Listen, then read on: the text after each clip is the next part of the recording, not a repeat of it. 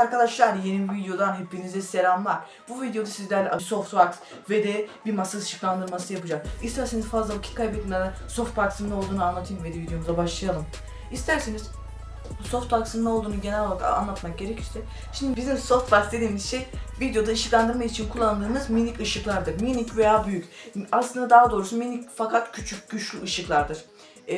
Bu softbox ne işe yarar diye merak ederseniz, şu an mesela benim karşımdan vuran ışık softbox öyle bir görüyor. Fakat bu bir masa çalışma işi. O yüzden ben de bir softbox yapma kararı aldım. Ve de masam video çekerken ve de gece çalışırken birazcık karanlık oluyordu. Onun için de bir ledle bir aydınlatma yapmayı düşündüm. İsterseniz fazla vakit kaybetmeden masamıza geçelim ve de ledin nasıl yapıldığını görelim. Ardından da softbox'ın da nasıl yapıldığını görelim. Evet arkadaşlar, şu an gördüğünüz üzere elinde böyle siyah boyanmış bir çıta var. Ben genel olarak bu ışıklandırmayı, masa ışıklandırmasını doğru yapmayı düşünüyorum.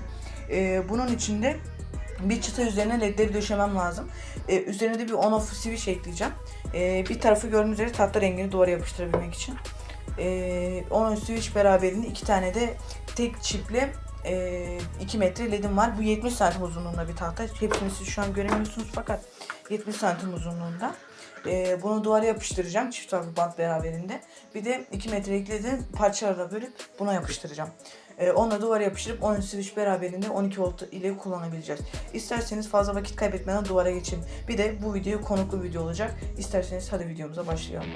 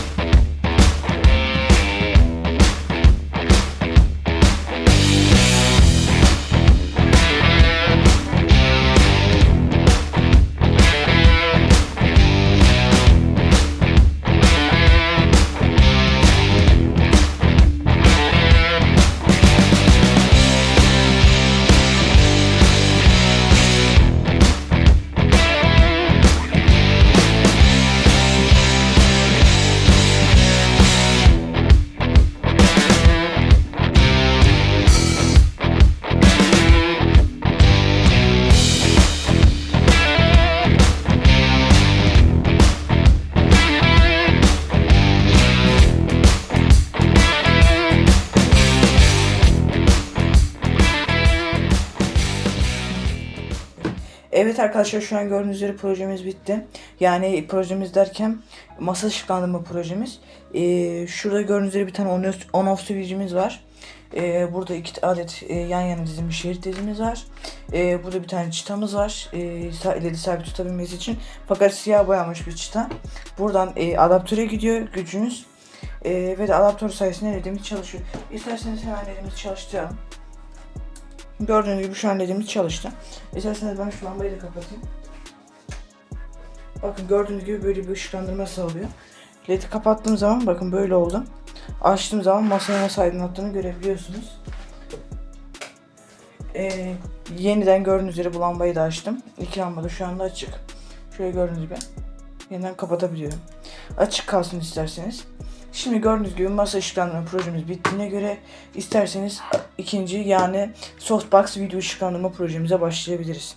Hadi o projede görüşmek üzere. Evet arkadaşlar, şu an gördüğünüz üzere Softbox yapımındayız. Şimdi böyle Softbox'ımıza getirdiğimizde bu Softbox birleşmiş gibi duruyor fakat plastik kelepçelerle birleştirilmiş. Ben bunu daha önceden birleştirmiştim. Yani bunu yapalı bayağı oluyor. Neden ben bunu bu videoda yeniden kullanıyorum? Bir softbox yapılışını göstermek için. Şimdi bu softbox'ın genel olarak neyden yaptığımı bahsetmek gerekirse, bu softbox'ın yapımı için ben MDF kullandım herhalde. Evet, MDF olması lazım. MDF'leri kestim uygun ölçülerde. Mesela şu gördüğünüz parçaların 4'ü de birbirine eşit boyutlarda. Nasıl kestim? Bildiğimiz falçata yardımıyla MDF'yi kestim. Ve de softbox'ımızı bir 220 voltluk ampul yardımıyla kullanabilmek için bir tane duyu girişimiz var burada. Şimdi bu softbox daha soft bir ışık verebilmesi için üstüne ben bir de yağlı kağıt koyacağım ki daha soft bir ışık verebilsin. Gölgelenmeler azalsın diye. İsterseniz şimdi siz kesitler halinde bu softbox'ın birleşimini izleyin isterseniz. Çünkü her ne kadar birleşik gibi dursa da gördüğünüz gibi bakın buraları plastik kelepçeyle sabitlendiği için oynuyor. Ben bunu şimdi silikon tabancası, sıcak silikon tabancası beraberinde sabitlemeyi düşünüyorum. Hadi iyi seyirler.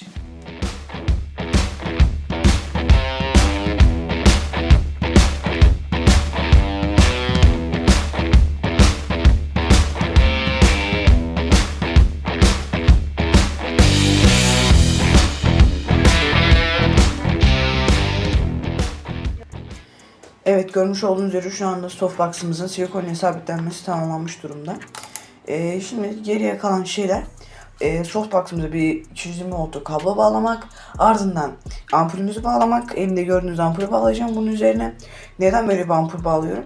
Hem softbox'ımızın bu boyu kısa olduğu için daha büyük ampuller bağlanmıyor.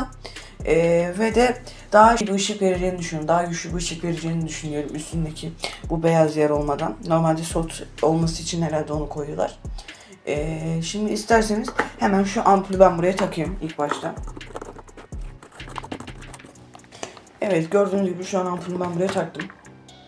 Şimdi burada duyu girişimiz var. Dikkat, 220 volt tehlikelidir. Lütfen teknik bilginiz olmaması durumunda 220 voltta uğraşmayınız. Hadi isterseniz devam edelim. Evet, böyle bir 220 volt için kablo buldum. İnşallah çalışıyordur kablomuz. Gördüğünüz gibi burada uçlarımız var. Şimdi buna yetişir mi yetişmez. O yüzden birazcık daha bunu uzatmamız lazım. Bu sırada da isterseniz size kablo ağzı açma taktiği göstereyim. Falçatamızı aldık. Şöyle gördüğünüz gibi böyle yapıyorum. Döndürüyorum kabloyu içinde. Sonra şöyle bakın.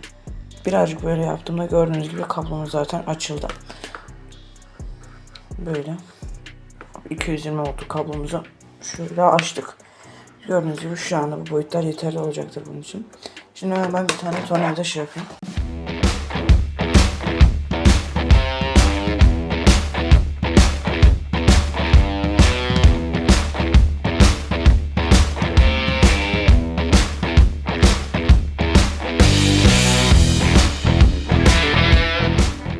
Evet, şu an görmüş olduğunuz üzere bağlantımız bitti.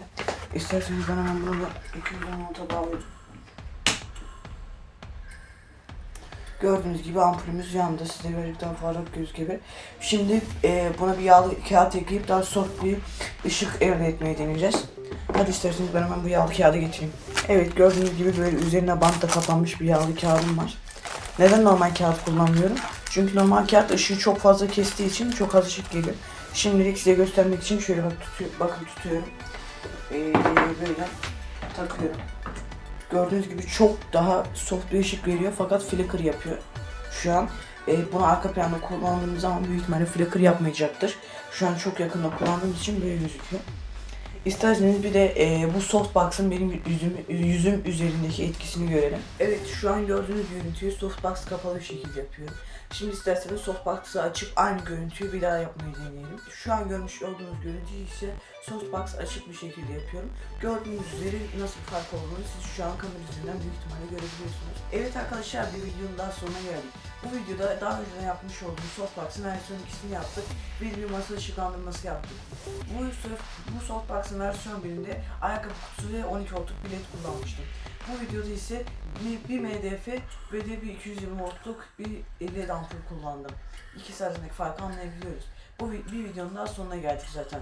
Masa ışıklandırmamızda ise 12 voltluk 2 tane yan yana dizilmiş şerit led ve de bir çıta kullandık. Bunun yanında da açma kapama için bir tane on-off switch kullandık.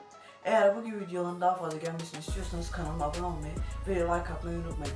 Başka videoda görüşmek üzere.